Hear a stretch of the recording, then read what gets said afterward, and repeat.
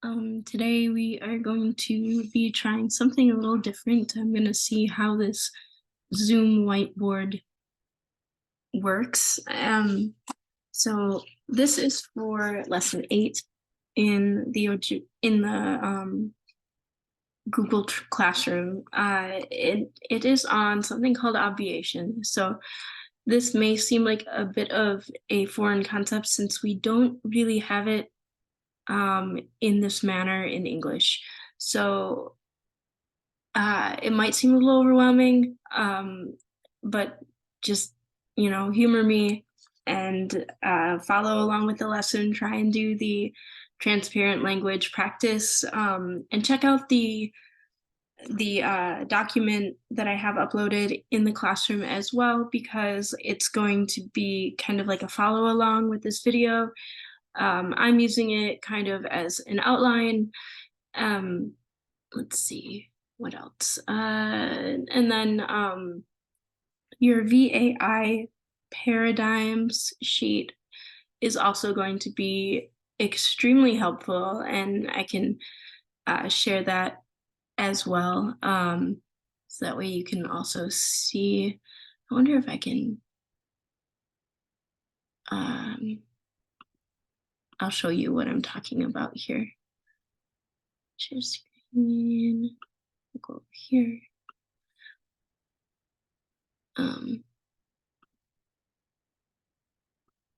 Zoom has so many things. All right, so our VAI paradigms, which is linked in that document and is also linked in that classroom chapter or unit. So here, this is how each of the verbs, depending on their ending, for VAIs, verbs that are for animate beings doing the action, but there's no transfer of action, so it's intransitive VAI. So someone is eating, for example, visne, he is eating, but we don't know what he is eating. We just know that that is the action he is doing. So let's see. Sorry, I'm a little disorganized at the moment. Yes, checking these out. It's, if you look at it, it's present tense. These are the short vowel endings, meaning they end in I or O. The verb is ni bawe. This is the root form, he or she stands. That is the form that you find in the dictionary. If you were to go to the Ojibwe People's Dictionary and type in stand, ni bawe will come up. Or if you type in ni bawe and do an Ojibwe search, then he or she stands will come up, and this is the verb form that will come up in the dictionary. Now, if you wanted to say I am standing, I or me, that's right here, is nin in Ojibwe, first person singular, I or me, and you add this red part onto the front, ni bao. And we talked about that in some of our other lessons where the A form pronouns attached to the front when they're singular, such as ni bao, I am standing, that short vowel falls off the end when you're talking about me or you. You, singular, gin, ge ni bao, you stand or you are standing. That short vowel falls off the end there. Then ni baoe, he or she is already built into the verb, so we don't have to do anything to that verb. Now, when we go down into our plural pronouns, we see that the pronoun sandwiches the verb here. So Nina wind and Gina wind, that's we or us. So if you look here, ni baoe min, we, not you're standing. Pay attention, you or gin is nowhere to be found in this verb, that in this word. That means that prefix ge is not present there. And then, so ni baoim min, we are standing, but you aren't, is implied. And then ginowind, ge ni baoin, we all, including you, stand. So ge, you are present in the front of this word. The min just means all of us together, and like us. And then ne I or me, but not you. Yous or you all, the plural you, get ni bawim, and then they ni bawi wug. So again, there's nothing on the front because he or she is already included in the verb. And since we're talking about more than one he or she, we just add that plural suffix. So that's that overview real quick. Now, when we talk about obviatives, which is what this lesson is about, that's when you want to pay attention to this one down here, obviative. In Ojibwe, I had a teacher, Migizi. He referred to that fourth person, the obviated person, as Godug, which I guess translates to the other one. So this is they. This can be plural or singular. It really doesn't matter unless a number is specified, and I talk about that in this lesson. So ni bawe one, they are standing, and this n here, it almost looks like the plural wug, except for inanimate, because inanimate plurals always end with an n sound, and animate plurals always end with a g sound when we're talking about nouns or person, place, or sorry, person's noun, animate, people end with a g.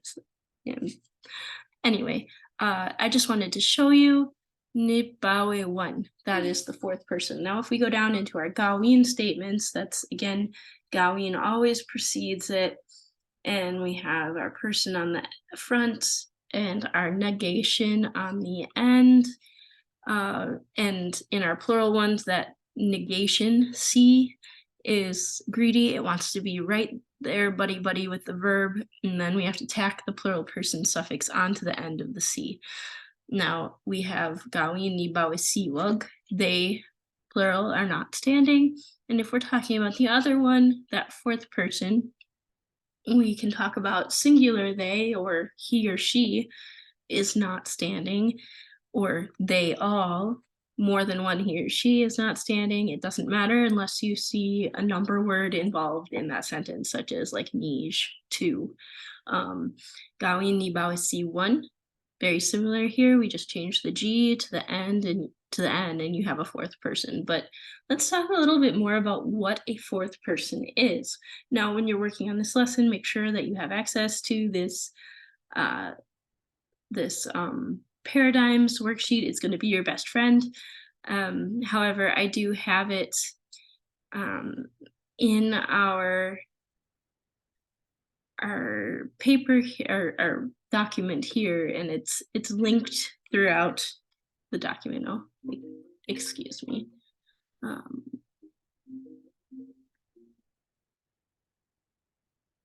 do I end?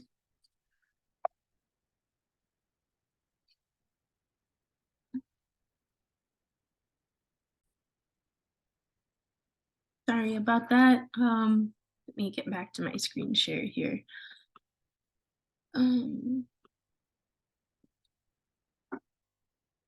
Right, so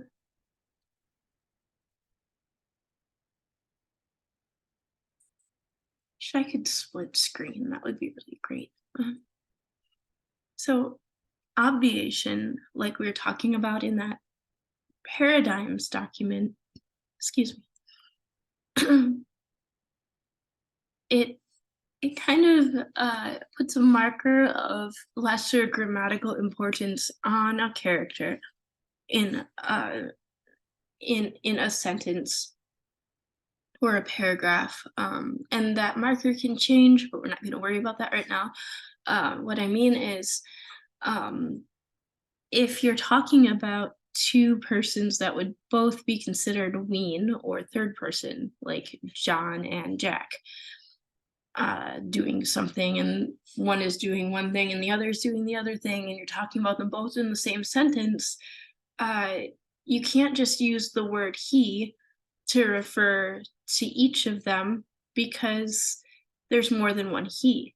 So you need to use a marker so that way we know which one is the other he, or that Godug character. So To clarify, let's see, if I'm telling a story about Joe and Jack, both characters use third-person pronouns.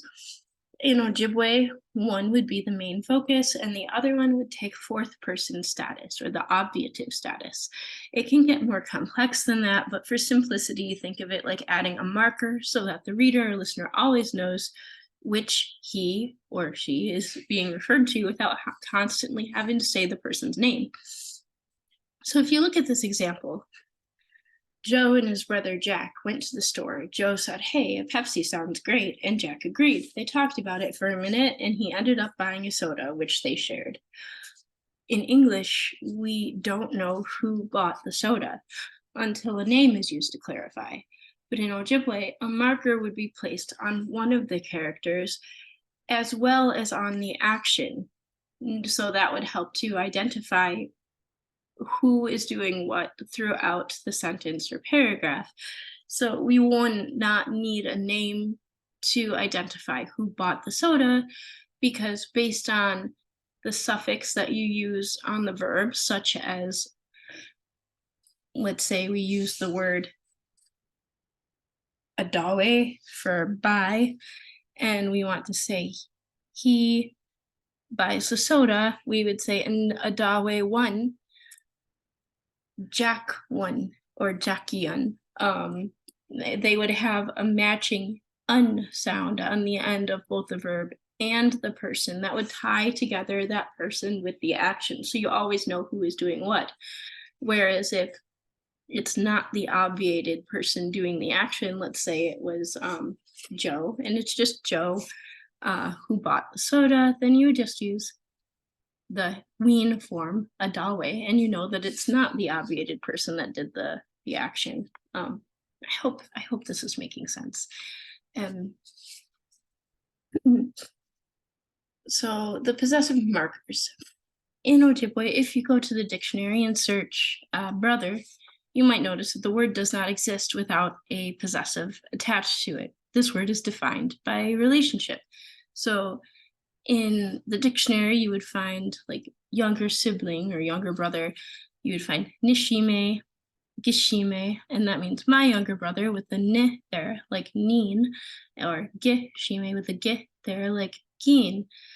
But for his or her younger sibling, we have to use an obviative because the sibling is automatically obviated. They are automatically of lesser importance grammatically because the main person in the sentence is the one who is doing the possessing of the sibling. So John's little brother, ...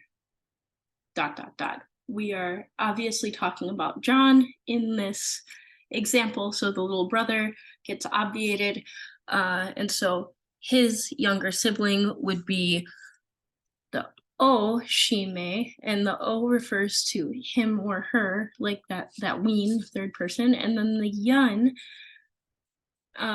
is the obviative marker. And see how that an sound matches the an sound on the end of this verb. They're in agreement, is what you would grammatically say. So oshime yun, his or her younger sibling, where the he or she here is the third person, and the younger sibling, oshime yun, is the one that is obviated, the fourth person. It sounds complicated, don't worry. I just want to give you a basic understanding so that you know that this occurs in Ojibwe, because if you don't really familiarize yourself with this, then you won't be able to get very far in the language, because, you know, if you're working in a school setting and you're trying to tell another teacher that Jimmy is wearing Jace's shoes, I don't know what I'm doing with all of these J names, or that Amy called Rebecca's grandfather to come pick her up, you're going to have to be using obviated markers. Or you could ask, hey, Eric, what happened with, what did you see happen with Jesse and Elise? You know, you're talking about other characters and there's only one ween spot or one third person spot in that sentence. So other examples, you know the word for my grandma, nokomes, that no refers to my. So if you're talking about your grandmother, I'm talking to you, how's your grandma doing? I'd say gokomes. Your grandmother, go, kin. But if I want to talk about Eric's grandma, his or her grandma, Eric automatically takes the wean position, so the grandmother becomes the obviated party in the sentence. So o komis son, and there's that an ending again. That's the obviative marker. And in animate nouns, which that's what these are up here, they're animate nouns. They're nouns, persons who are alive, grammatically speaking. In animate nouns, we always pluralize them with a G sound at the end, but those nouns up there need possessives. There are some animate nouns that don't, such as like more than one bear, but we'll get there. It's a trick for finding out if a word is animate or inanimate. So like if you want to find out if a certain food is animate or inanimate, let's say you're talking about apples and you don't know if an apple might be considered animate in the language, you could say, you could ask, how is it said if there's two, or if there's more than one? And then when you hear, oh, well, one apple is mishimen, and more than one apple is mishimenug, you have that the sound on the end, you know it's animate. But if you say, well, I have one blueberry, mean, how do I say it if there's more than one blueberry? You say me none. Oh, it ends with that un sound when there's more than one. So that means that it is inanimate. And I think of it like inanimate. You got that inanimate in the beginning, and then it always has the n sound here. And these are the different variations of how those plural endings will end, but they always end with an n sound if they are not alive. They're not considered grammatically alive. But if it is considered animate, like apples, mishimanuk, or raspberries, miskomen, one raspberry, miskomenug, more than one raspberry, then they end with a g sound. So here's some examples. Bikwakwad, a ball, more than one, which may be more than one ball. Bikwakwad and that's balls. Ends with the n sounds. We know that they are inanimate.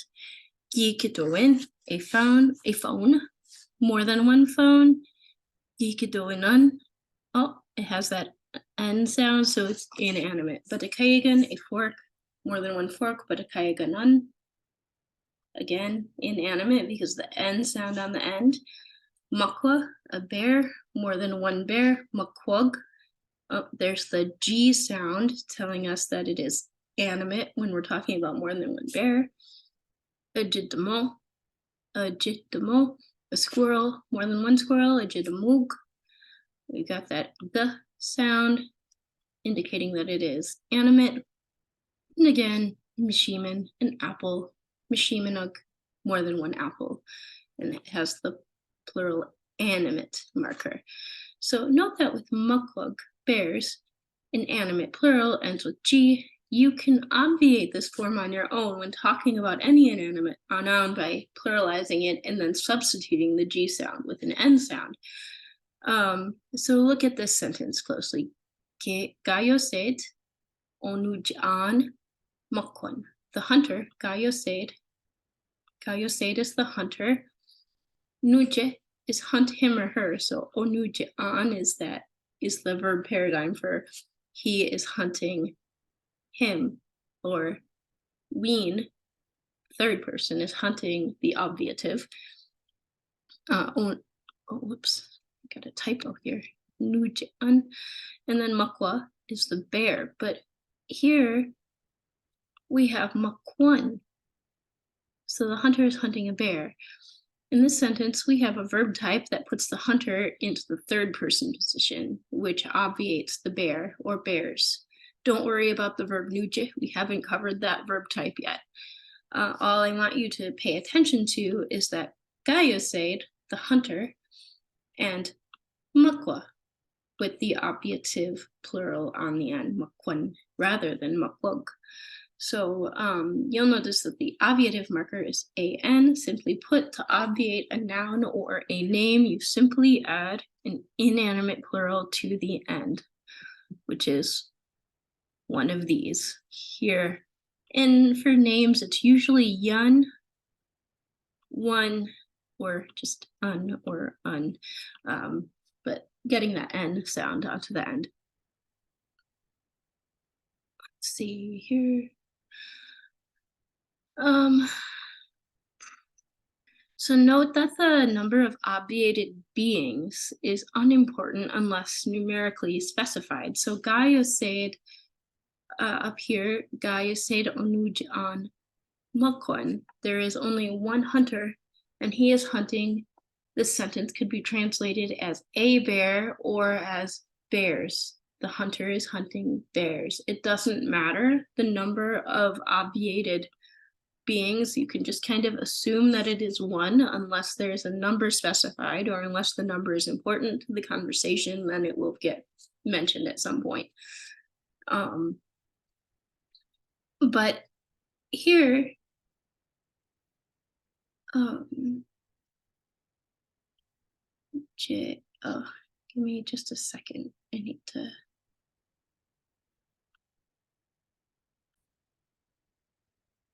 Sorry, I had to fix a typo. So anyway, like I said, the number of obviated beings is unimportant unless numerically specified. So for example, Gaia Sewad,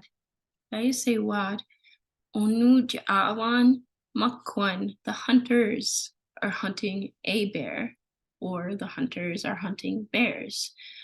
Gaia Sewad, hunters. Previously it was Gaia Said for one hunter. This is the plural form. Nuja is that verb, onujawan, he is hunting him, or they, they, winawa, are hunting him or them, makwa, a bear. In this sentence, we have plural hunters who are in the winawa grammatical position. And the bear is still obviated. The bear is still in the fourth person position because ween also takes, and winawa are like, they're already using up that space. You can't have another ween in the sentence, which is marked by an inanimate plural suffix, n or an. Gaya sewa donu awan makwan. The hunters are hunting bears. In this sentence, we have plural hunters who are in the winawa grammatical position, but the English translation now specifies more than one bear. The bears are still obviated, which is marked by the inanimate plural suffix an, but there's no specification of number. And the bear could be singular or plural, it's just not important. And the reason I'm drilling that one in is because people really get hung up on it. Like, is it bear or bears? How many are there? It doesn't matter. Gaya sewad onuj awan nij makwan. The hunters are hunting two bears. In this sentence, we did specify the number of bears by simply adding the number 2, nij. Now the number is important because it is specified. Usually the number of obviated characters is unimportant unless specifically stated how many there are, or specifically stated many or multiple, Anyway, so if you have an animate noun and it is in the obviated position because you're talking about ween acting on that other person, then it automatically takes the fourth person position. So whoever is doing the action, the one that is the main character that you have, that kind of has like the main character position in whatever you're talking about, that one is the one that is in the wean position, the third person. And then the one that is receiving the action, or the lesser important, not the main character, maybe like the secondary character, that one gets obviated. Now, don't get hung up on which one you need to put as the obviate and which one you need to do as wean. The only thing that matters is that you are consistent, so that way if you obviate, like let's say the bears, and then you want to say that the bears are running away from the hunters, or they're the obviated ones are running away, you have to make sure that the action they're doing, the running away, agrees. The action also has to be obviated. So as long as there's that grammatical agreement, it doesn't matter who you obviate and who you put as wean. Just make sure that the marker on the verb belongs to the right person. That probably sounds confusing. I hope that this will become more clear as we move on in the lesson. I apologize. It is kind of an odd concept. But it makes things so much easier once it clicks. So be patient with yourself. If it's not clicking right away, it took me a long time to really get this, and sometimes I still don't quite get it. Like I still mix myself up on which one do I obviate, and etc. And I'm always asking John questions. So yeah, it's a work in progress, and that's fine. So anyway, obviation also occurs on verbs, just like in that VAI paradigms document that I showed you. Up until this point, we've been working with VAI verbs. Again, that's those actions that an animate being is doing, but there's no receiver of the action, no transfer of action. So like Wiesene, she is eating, we don't know what. There's no transfer of action to any named food item. Vigado, she is talking, but there's no transfer of action. We don't know who or what she is talking to. If you recall, here it is linked in this document to get to that VAI paradigms document. There was something called obviative, or go Doug, underneath each Wienawa paradigm. So let's go over here. Here it is. This is Wienawa. Underneath is the obviative, or go Doug. This is the suffix that you will put on it when you are using A form or simple sentences. Our next lesson, lesson 9, is going to be on looking at B form, which is later down the road. So form like this, you add this suffix, so that way we know we're talking about the fourth person, just like you add this suffix so people know that you're talking about they, plural. This one, you just add one. So if you have an obviated being in your sentence, fourth person, and you are talking about an action that they are doing, you will use the obviated verb. That was the agreement that I was just talking about earlier. So example, the hunter is hunting a bear. Gayosid onujan makwan. Again, bear is the one that is obviated. This is where the agreement comes in. He is running. If you look at bimi batuan, bimi batu is the root verb, the form that you will find in the dictionary. He or she is running, but it has this one on the end. And if you look over here, that one tells us that the verb is being done by the obviative. So you just read that sentence. The hunter is hunting a bear. He is running. Mukwan bimi batuan. We have agreement here with this. That means, you know, if you look at the sentence, can you tell who is doing the running? Makwa is doing the running because Mukwan is the one obviated, and the verb has the obviated marker on the end, telling us that the obviate, the bear, is doing the action. Underline that now. Now, again, remember, bimi batu means he or she is running. Gaia said the hunter is the he or she. the wean position. Do you notice anything that is similar between makwan and bimibatuan? Yes, they both end in that one or the n sound, because if your verb ended in un, for example, but it was animate, like a jitimal squirrel, more than one squirrel, a jitamug. But let's say the hunter is hunting squirrels, gayo said onujaan, a jitamoon, it would have that end sound. Let's try that. Jidamoon. Can you see the agreement here? Well, yes, I know that a jitamo is animate, so it should end with a g sound. But since it's ending with an n sound, that means that is the obviated marker. And the one who is doing the running has the obviated marker on the end per these paradigms here. 1. And that means it is the squirrel or squirrels who are doing the running, and the agreement is the n with the 1. So it's not always going to match W-A-N, it's just the N sound matching this here. So I hope that was not confusing, I'm sorry. Anyway, if you have questions, feel free to email me, feel free to drop them in the Google Classroom. And we're going to be making a Facebook group that is private for the childcare and Head Start teachers. Feel free to drop questions in there once we have that made as well.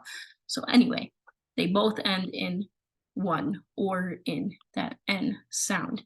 This shows agreement between the action and the noun. It shows you that the obviated noun is the one that is doing the action.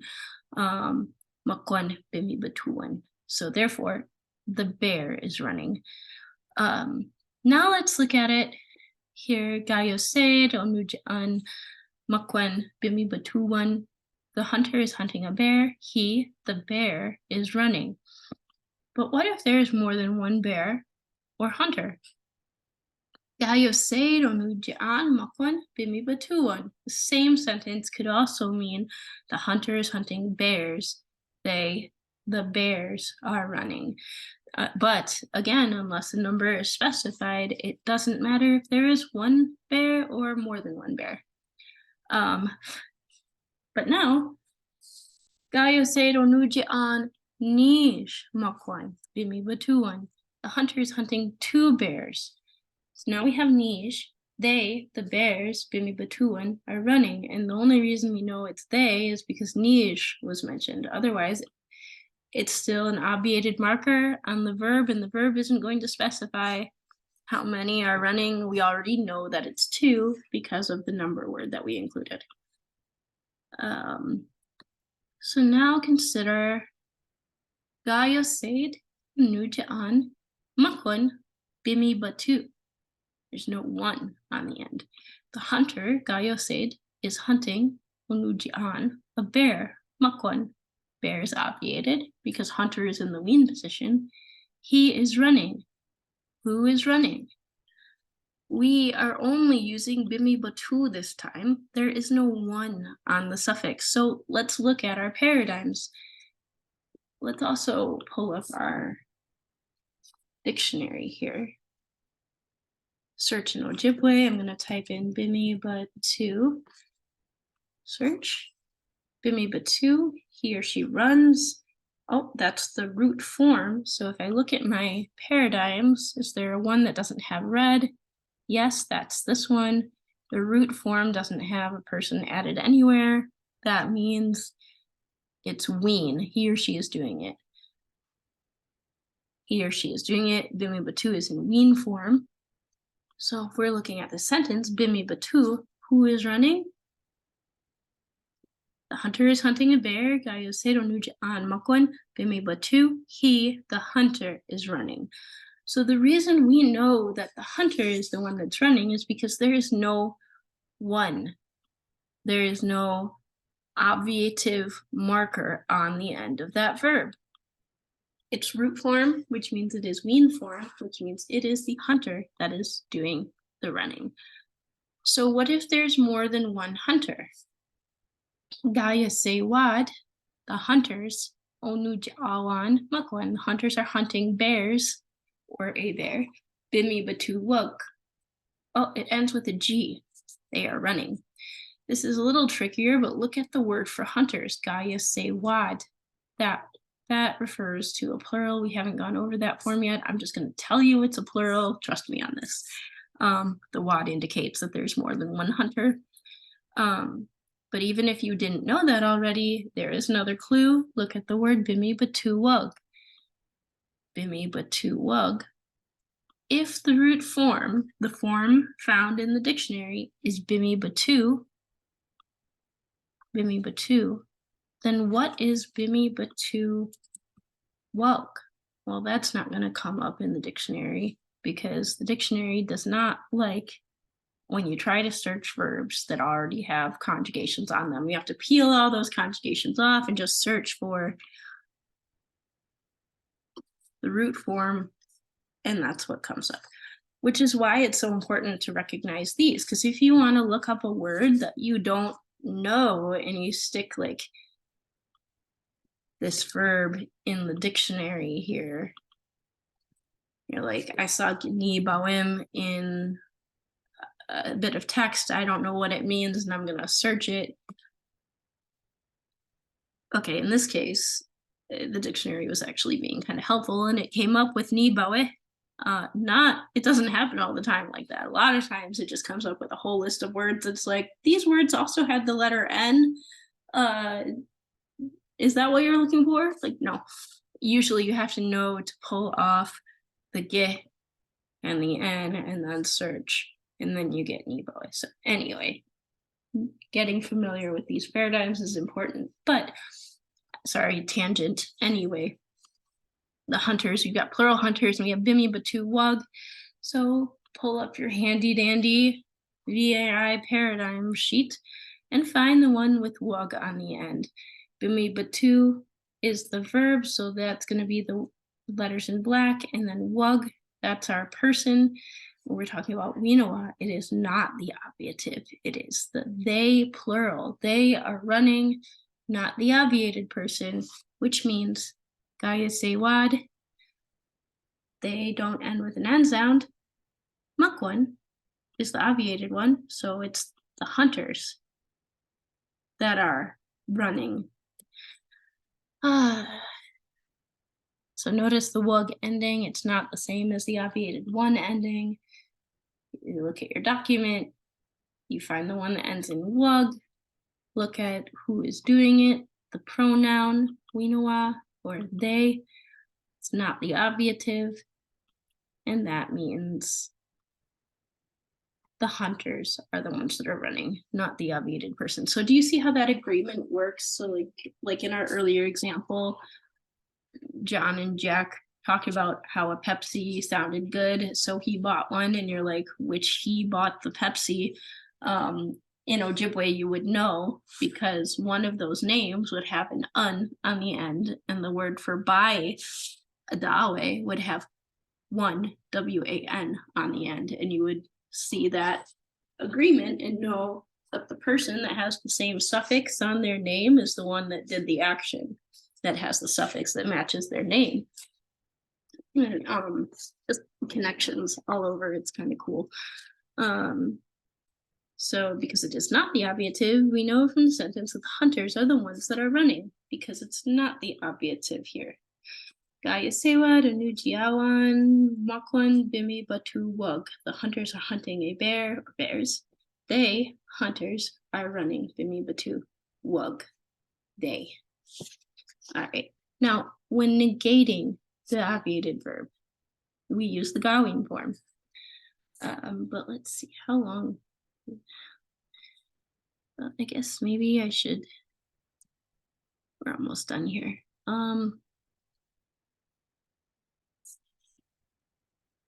This follows the same paradigm as the Winoa paradigm, but with the N. So let's go down to our Gawin form. The Gawin form, these are like, no, he is not doing it. I or me, Gawin, ni bawe, si. I already reviewed this a little bit, but if we look at the plural they, or the plural he or she, Gawin, ni baue si. Sorry, typo. How did I end up so many typos? I must have made this way too fast. Gawin ni baue si, and then the we know gawin ni baue si wag. That's they plural are not doing it. And then if it's obviative, we just switch that plural animate g to the plural inanimate n. Let's see. So the obviated form is gawin plus c, 1. That c is greedy. It wants to be right there next to the verb, and then the 1 ends up tacked on to the end of it. So the teacher, let's look at your document, gawin form, gekinwamaged, the teacher, ugakanunan, abenuchian, the teacher is talking to the child, gawin bizindan ziwan, he is not paying attention. Gekinwamaged, the teacher, gakanush, talk to him, again, ignore that verb, we haven't covered that verb type yet. Ogakanunan, he or she is talking to him or her. So the he or she, ween, is talking to the obviative.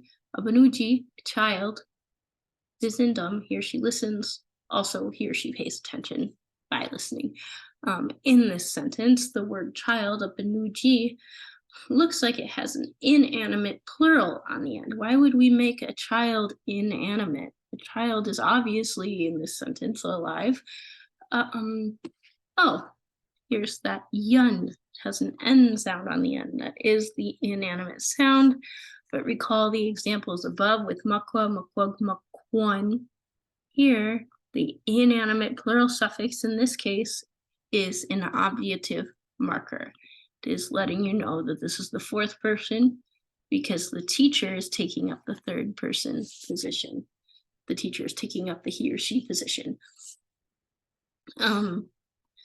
So the teacher takes the 3rd person position in this sentence. Usually the choice of which one takes this position is arbitrarily up to the speaker, with some minor exceptions. All that matters is that there's consistency in the sentence. That's what I was talking about a little bit earlier. And because the teacher is in that 3rd person position, it automatically makes the child be the 4th person, the obviate or the obviated. So who's not listening? Look at the agreement of the suffixes. Do any of them match?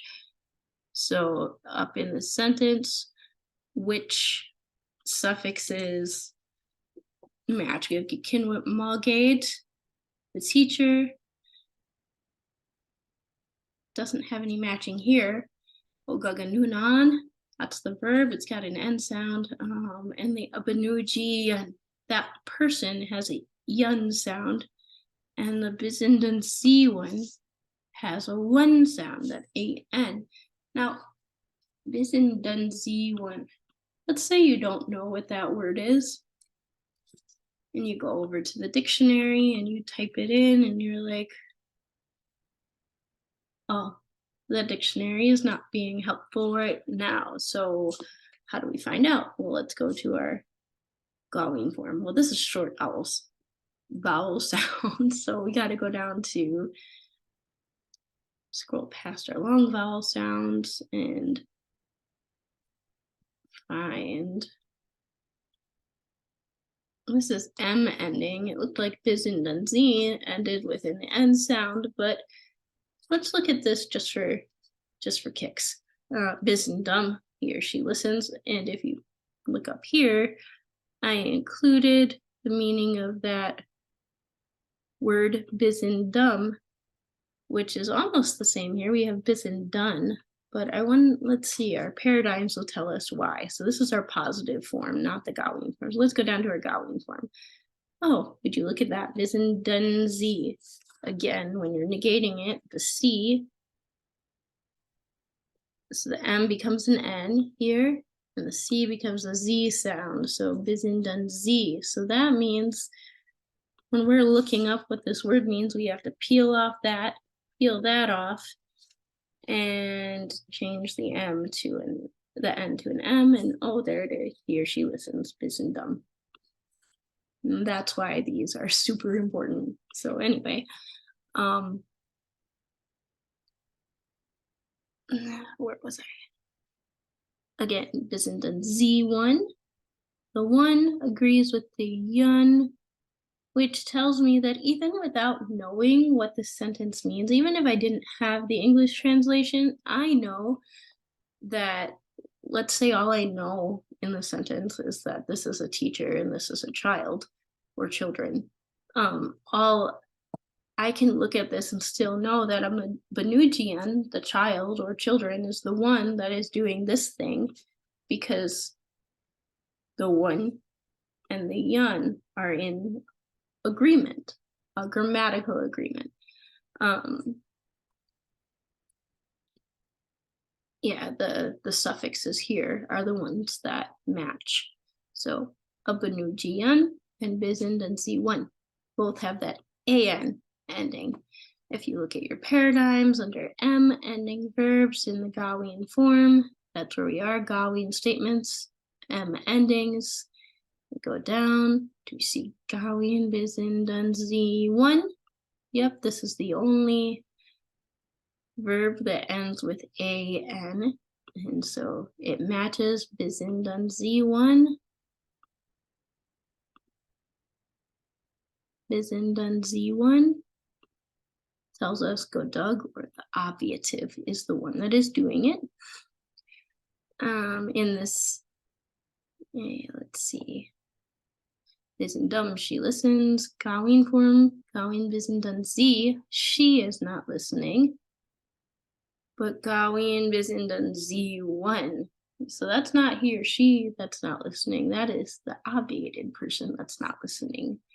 So in this sentence, it is the child that is not listening, because both the child and the verb, listen, he or she listens, carry that obviative marker. So they are in agreement. They are like buddy-buddy here.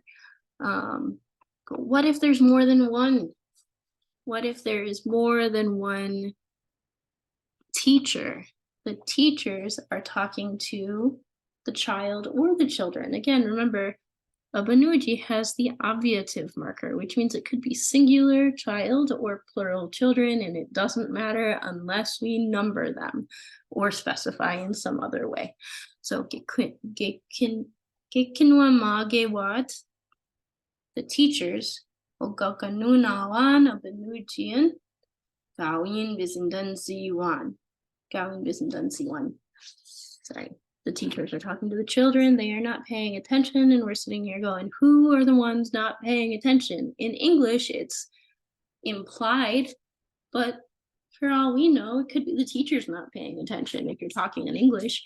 But in Ojibwe, you can look at this sentence and go, oh, Banujiyan, Bizindansi 1, those match. Therefore, it's this one or these ones that are doing this action, or Gawin not doing this action.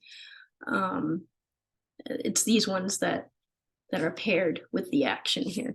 So Gikinwa Magewed, the teachers, Gokanuj, talk to him or her, Gokanunan, she, third person, or Gokanun, got my typo there, one, they,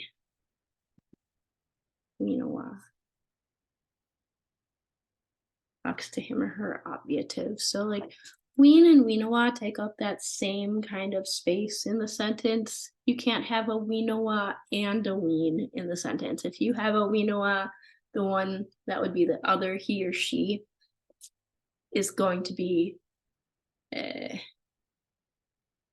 demoted grammatically to the obviative. A Banuji is a child. A Banuji yug with a G, children. So if the plural of child is a Banuji yug, it ends with a g sound because the beings are animate, but in the sentence, children is pluralized with n, a Banuji yun. The inanimate plural, this is the obviative marker.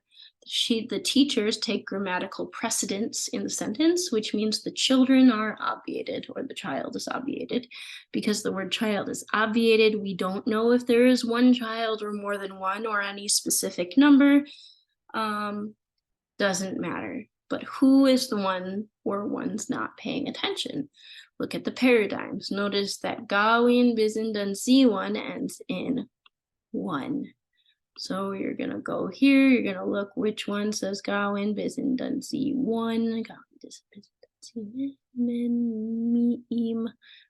gawin, bizindan, wag, gawin, bizindan, one. And the one doing this form is they, the obviative, are not listening, or he or she. They are not listening. In this case, it's just the child or the children not listening. It doesn't matter how many, the number isn't specified. Gekinua magit.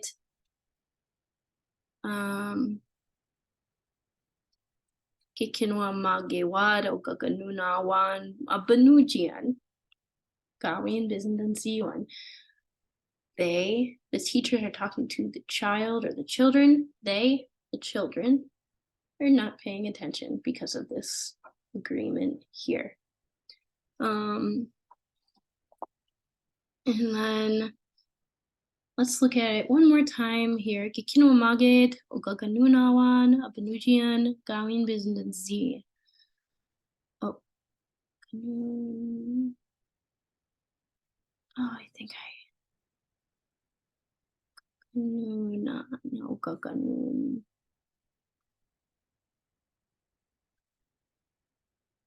Kikino magid, the teacher, singular teacher, ogaganunan, abanujian. The teacher is talking to the child. So this is ween. There's no obviative marker. That's how we know it's ween. This one has that inanimate plural ending, which means obviated. Gawin bizindan si. The teacher is talking to the child. She is not paying attention. In this case, who isn't paying attention? First, note the ending of the verb. It's just z. Does it match the an ending on the obviated child of banujian? Gawin. So let's look at our verbs here. Do we see gawin bizindan z anywhere? Yes, right here. The ween form is gawin bizindan z.